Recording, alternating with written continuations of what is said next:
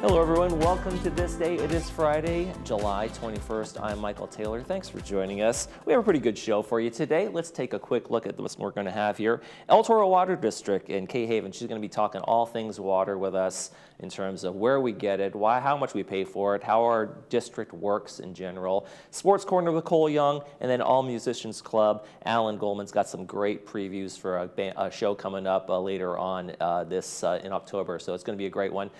Stay with us for that. Local weather, hey, let's take a look outside and we'll talk about, I'm sorry, first we're going to stay informed. Stay informed. Here we go. Stay informed. We have John Cornell, Eyes on History, is going to be Thursday, July 27th. He's a Pulitzer Prize winning news photographer. Going to take you through a lot of images he's taken over the years. Really an amazing kind of a program you're going to want to see. So make sure you get out there Thursday, July 27th. And it's going to be 6:30 for refreshments and 7 p.m. The program is going to begin.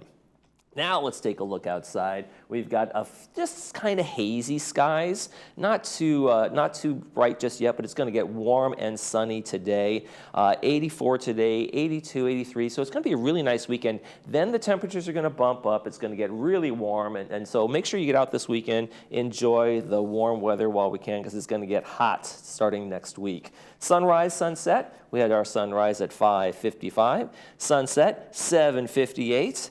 This photo is down there in Crystal Cove, and it's from Lori Maloa. She sent that one in to us.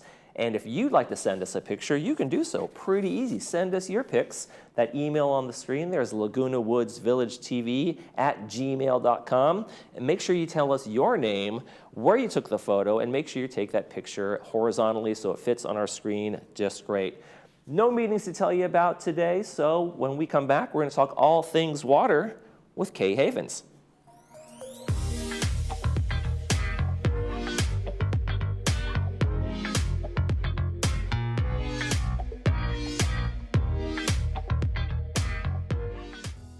At Healing Hearts Emergency Animal Hospital, we are dedicated to emergency veterinary care through high-quality veterinary services and compassion.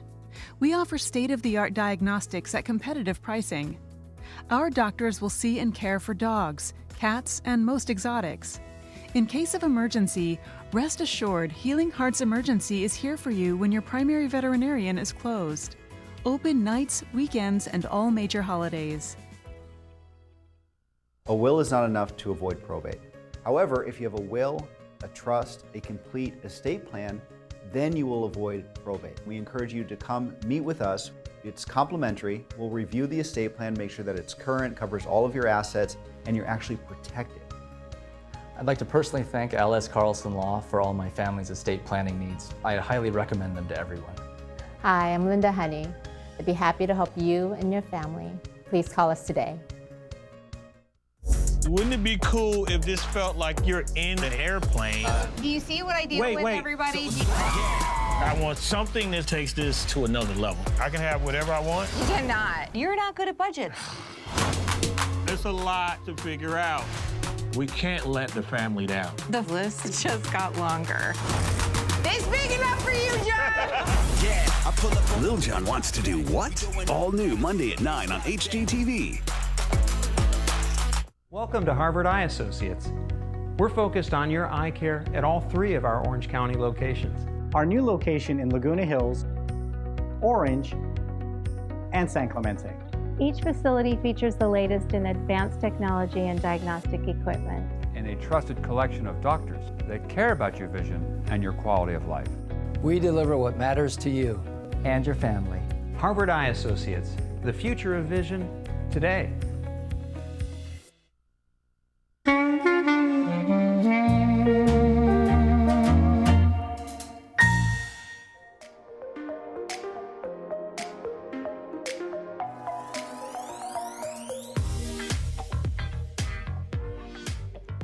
We're going to talk all things water now with the El Toro Water District. I want to welcome Kay Havens onto the program. Thanks for joining us. Michael, it's so nice to get to know you this morning. Thank you, thank you. Let's get to know the El Toro Water District. What's kind of give me an overview of what you guys are all about, what you do, and how you serve the community. Well, we serve actually 5 cities, but the biggest customer for us is Laguna Woods Village. So, but around us, we also serve Lake Forest, Laguna Hills, Mission Viejo, Aliso Viejo, and as I said, all of Laguna Woods. So our district is kind of a funny shape. It's got a long panhandle. Were you gerrymandering this district? It actually goes back to the days of when there was ranching and the way the water rights, were all kind of divvied up back then. So Cortese, took over a system that was made kind of for Laguna Woods, and then as things were backfilled and infilled, it kind of ended up this very unique shape. Yeah, So- and people forget that this Orange County was, cattle, farm fields, and orange trees and lemon trees, and it was just the irrigation. A lot of the water was just going to farms, and here stops right here and pour into a field. And even these days, 90% of the water in California is used by agriculture. So, not counting all the surface water that goes to the environment, but the water that's in the system. So, where do we get our water? Actually, let's go. We did the overview. Where do we get our water? How do we get it in here? For our district, 100% of the water is from other areas. So the water that we get from the state actually comes from Northern California and is piped all the way down through the state water project. The rest of our water comes from the Colorado River. And both of those systems are very highly impacted by the climate change that we're seeing. The ground is getting hotter. Water is not staying in the system as it used to. We had a terrific year last year, though. Yeah, right. So at least this year, this coming year, probably won't be as impactful in terms of the drought, the shortages and where we're getting our water. But the South County, for people to know, we have this clay soil, and it really doesn't hold groundwater, right? That's one of the challenges for us. Well, if you live south of the 5, there are very few what are called groundwater basins. If you're north of the 5, you have a terrific groundwater basin that serves most of Orange County. So they have a very resilient supply because they can treat their wastewater to an extremely high, almost molecular level, pump it up to Anaheim, and then it can percolate back into the ground field and come back to that region of Orange County. We do not have a straw into that well, so 100% of our water comes from the State Water Project or the Colorado River. Okay. So let's talk about some of the El Toro Water District services in general, what you guys provide, how the services work here for all of us. So we have over 170 miles of pipeline for just our drinking water alone. And we have 6 reservoirs that we pull from, 8 pump stations. And because of the different elevations, especially within Laguna Woods, if you think of Gate 14, it's very high. We have a very complex system that we need very specialized staff to work. So, and we have a state certified lab on site. So we also do sewer collection, which is very important to people, but most people don't realize how much work is involved with that. So there's a little magical thinking that happens with water where they think that, the water just happens and the things are just taken away. But there's a lot of manpower that goes into seeing to all of those processes. And then we have our recycled water system, which since 100% of our water is imported, it saves 400 million gallons of water per year that we can put back onto our landscapes and help them be lush in even the driest parts of the year where the recycled water is piped. We don't have where do we get the recycled community. water from? Is that not, it's not sewage, or is it Okay, runoff, so or is it some? we take the wastewater and we treat it to a very high level. Okay. We have very high quality recycled water that we're very proud of, and it is then piped into the community, different areas of the community that are close to the recycled water system, just to make sure that we were as cost effective as possible when we were bringing that system on board. Okay. And tell me a little about the staff that make all this work. I mean, this has got to be a manpower intensive program. It is. Here, so right? for each of those 3 services, we have to have specialized people in each of those fields, including the people in the lab who make sure they do thousands and thousands and thousands of tests per year at multiple locations throughout the district. We have a report that comes out every month showing how, that our water is always on target. Actually, our water distribution systems are regulated to a much higher standard than bottled water. So the water that comes to your faucet is a very high quality water. And then the water that's taken away has to be treated to a very high standard as well. That takes, for us, some of the most specialized people in the state. We have a D5 operator there are only a handful of these specialists in the country. So we're very proud to have these people on board. So our staff, is what makes our water work. Okay. Let me ask you a question. Do we need to be buying bottled water? You really don't need to be buying bottled water. What was interesting was when there was that crush during COVID, everybody at the water district was like, what are you doing? You have some of the best water available coming right out of your faucet. So, if you want a little bit of flavor improvement, you can always use like a Brita, but even then, our water is very high quality. So it's good to go. It is good to go. It's good. I drink it. There you go. See, right there. And I swim in it, and yeah. So it's what is grade for in terms of the grading? The drinking water is rated D5. What are those grading? How does that scale exactly work? That's for the operator certification. Oh, that's a certification. I'm sorry. Yeah, so you'll see our D5 water distribution certification. Oh, okay. Those folks have to be trained in all of the pumping systems to make sure that the water is delivered under the right amount of pressure, right amount of sanitation, et cetera, et cetera. So, and then we have to have the same thing in our wastewater services. So we have grade 4 water treatment operators. Okay, great. And then the same thing with our recycled water. We have people who are responsible, for the recycled water as well. So we kind of have. So there's a lot of training that goes involved in terms of the oversight, knowing what to do and what not to do when you're processing this water and putting in the pipes for the community. Yes. If you think how heavy water is, it's actually quite a lot of work to deliver it. Okay.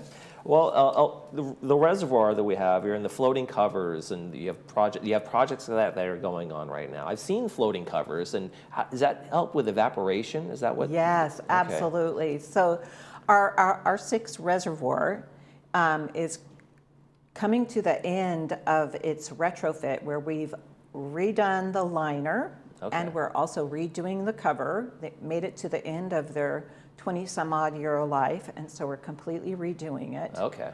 And yes, the cover keeps it from evaporating, and it also keeps it very, very clean. So if you hear of other people having problems with algae blooms and things like that, right? We don't have any of those mosquitoes and that kind of thing. None of that. So the water goes in exceptionally clean. It comes out exceptionally clean.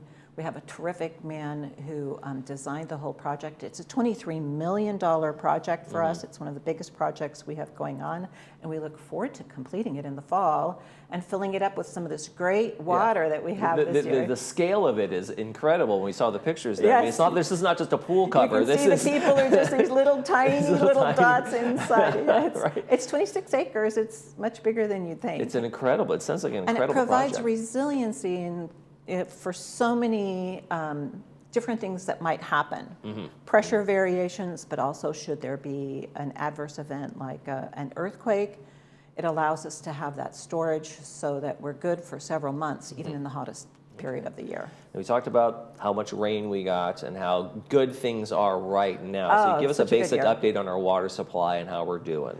Yeah, so right now, as a water person, we love to say all the reservoirs are full. In Northern California, the state reservoirs are in a really good situation. The snowpack in the Southern Sierra was absolutely phenomenal. We actually can't capture all the water that is there.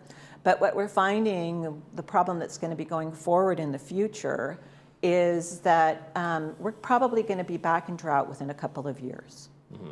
What happens is in Southern California, we have kind of a normal-ish cycle where we have 5 to 7 years dry, and then we have a couple of years that are wet and wetter.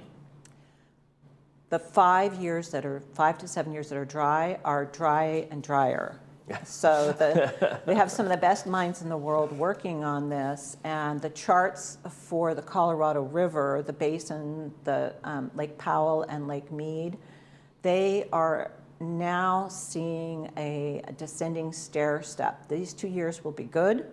But if you remember last year, they were, finding bodies at the bottom of Lake Mead. Right, Lake Mead and the barrels and the boats. Yeah, exactly. Yeah. So we will probably be back there very quickly. Okay, yeah. And there's not enough infrastructure to, as I said, store all of that stormwater. They're working on doing better in the Central Valley, which is where the ag is. But we are constantly conserving because we do live in an Conservation is the key, and that message is probably what we should close on in terms of conservation. Folks, don't use that water still as though we're in drought, and make sure that we're taking care of this precious resource that we have. Absolutely, absolutely. Because what's going to happen is the politics over the Colorado River are already heating up, and so our allocations are already seeing a shift. So water will be drying up within probably 3 years. So. That's the way it goes around here. That's the way it goes for us. Kay Havens, El Toro Water District, thank you so much for joining us. It was a pleasure to meet you, Michael. Thank you. And when we come back, we're going to go to the Sports Corner and then All Musicians Club. Stay with us.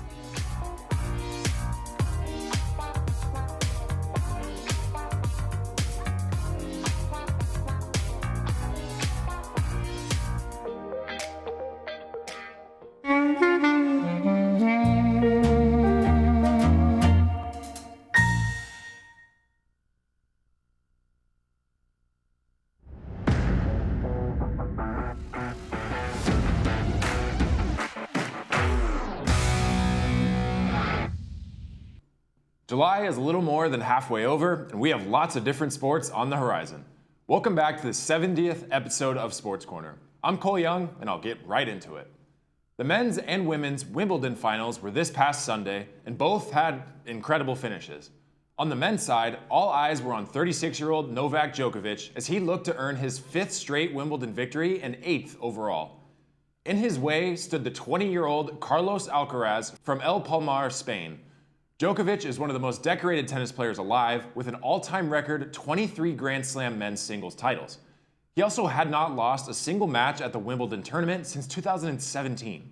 After 4 hours and 42 minutes, which was the 3rd longest match in Wimbledon history, Alcaraz defeated Djokovic to earn his first ever Wimbledon title. At just 20 years and 72 days old, he became the 3rd youngest champion in history and had no easy route to the title, toppling 3 top 25 players, including the number 2 and 3 players in the world.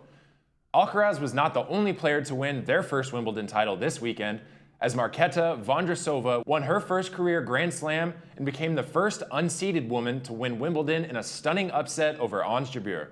This match lasted only 1 hour and 20 minutes, as Vondrousova took care of business with ease. Ons Jabeur lost in last year's finals to Elena Rybakina, making this her 2nd straight year becoming the runner-up in the tournament. Heading from London over to Liverpool, the 4th and final major of the year teed off just yesterday at the 151st Open Championship. Cameron Smith is the defending champion, and with another victory at the Open, he'll become the first golfer to repeat since the 2007-2008 season. But coming off of a victory at the Scottish Open last weekend, Rory McIlroy is the current favorite to win the tournament. Jon Rahm and Scottie Scheffler joined McIlroy to form the top 3 favorites, but keep an eye out for some underdogs like Colin Morikawa and Jordan Spieth to surprise some doubters this weekend. Another major world tournament began yesterday as the 2023 Women's World Cup in Australia and New Zealand is officially underway. It's the first time the tournament will have 32 nations competing for the world title, and the U.S. women's national team looks to defend their back-to-back titles. Some key information to know about the U.S. team this year. As I said, they have won the past 2 World Cups and are one of just 4 teams in men's or women's World Cup history to win consecutive titles. They're seeking to become the first team in men's or women's World Cup history to win 3 straight World Cups, and they have 21 wins in all competitions since 2022, which is the most of any team in the World Cup field. For all these reasons and more, the U.S. is in prime position to take it all this year. There's some key injuries on the roster, but with experienced leaders like Alex Morgan at the helm, things are looking pretty good. The U.S. has their first match tonight against Vietnam at 6 p.m. on Fox, followed by a match with the Netherlands on Wednesday. To close out the show, I figured I'd keep up my yearly tradition of making my way too early predictions for the NFL. I'll wait another month or so to do a playoff bracket, but for now, here are my top 10 teams heading into this NFL season. If you remember, last season I said the Chiefs wouldn't even make the playoffs, but I learned from my mistakes and have them on top of the list this year. After Kansas City, I have the Philadelphia Eagles, Cincinnati Bengals, San Francisco 49ers, Buffalo Bills, Miami Dolphins, Baltimore Ravens, Jacksonville Jaguars, New York Jets, and the Minnesota Vikings. On top of these 10, I chose 4 teams that are just on the cusp and have the potential to crack the top 10. Those teams are the Detroit Lions, Denver Broncos, New York Giants, and the Los Angeles Chargers. After all the free agency moves and drama from this offseason, this year in the NFL is already shaping up to be an incredible one. For anything like me, you're counting down the seconds until kickoff, but until then, we have plenty of sports to hold us over. Thank you as always for joining me again on this week's edition of Sports Corner. I'm Cole Young, have a great weekend, and I'll see you next time.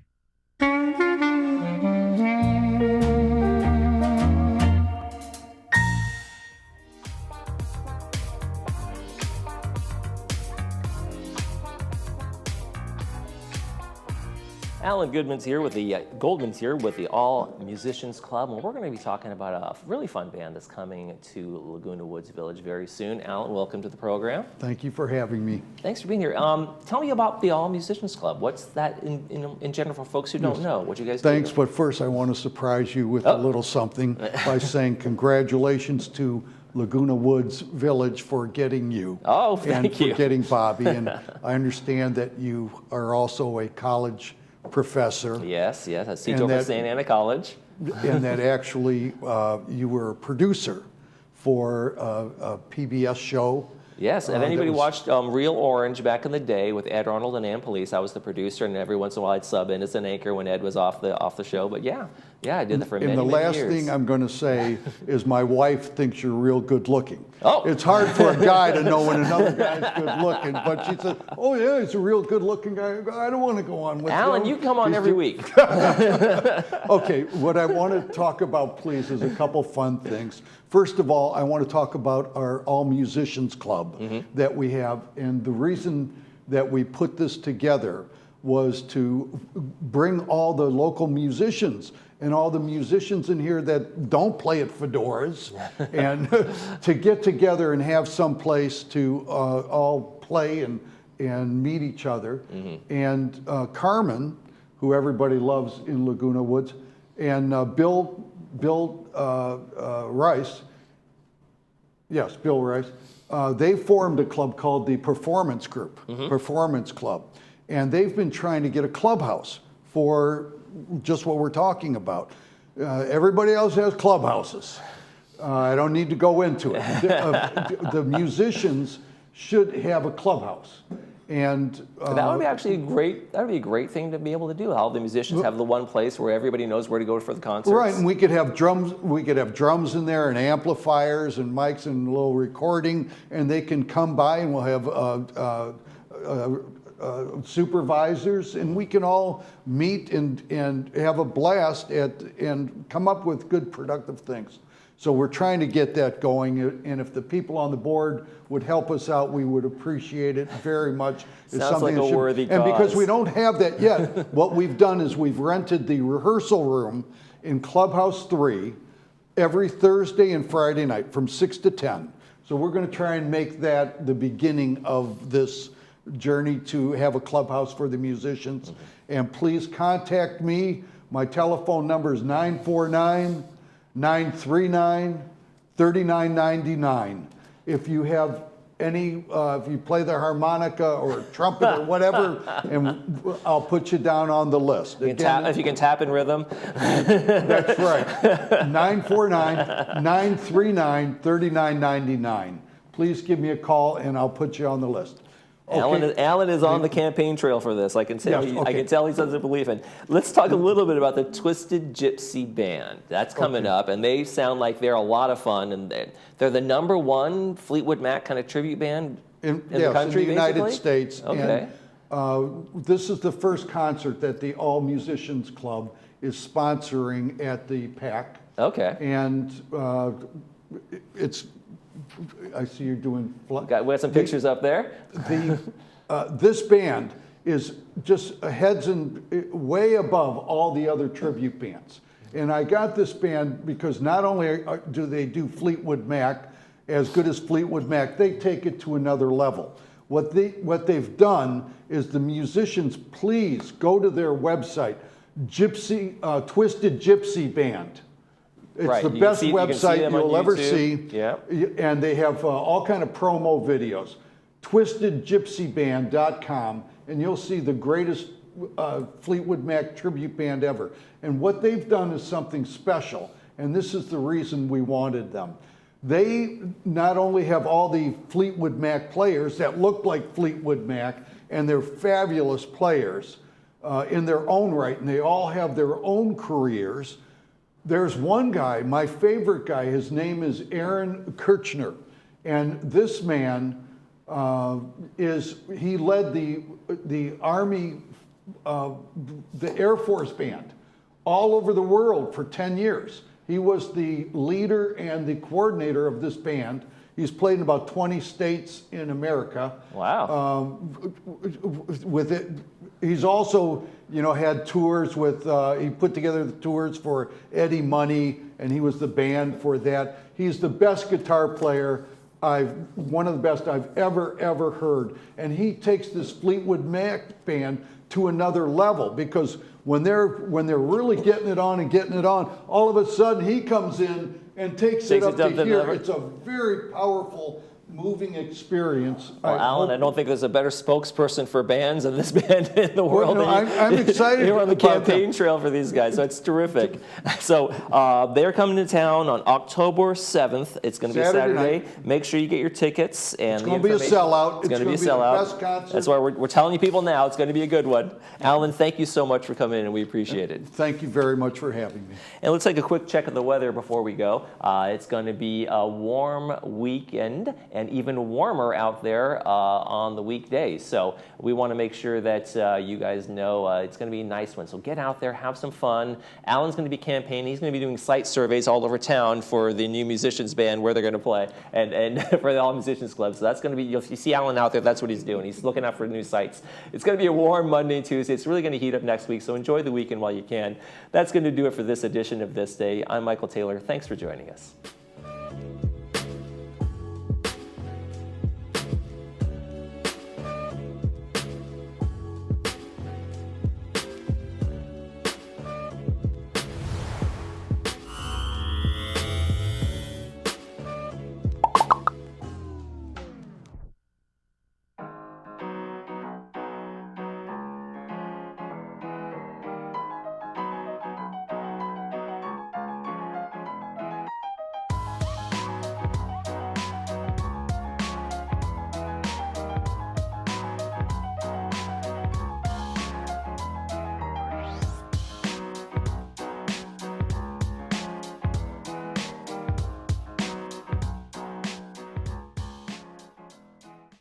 Looking for a change of scenery? You don't have to play golf to enjoy all that 19 Restaurant and Lounge has to offer. From a delicious breakfast menu to our delectable lunch and dinner specials. At 19 Restaurant and Lounge, there is something for everyone.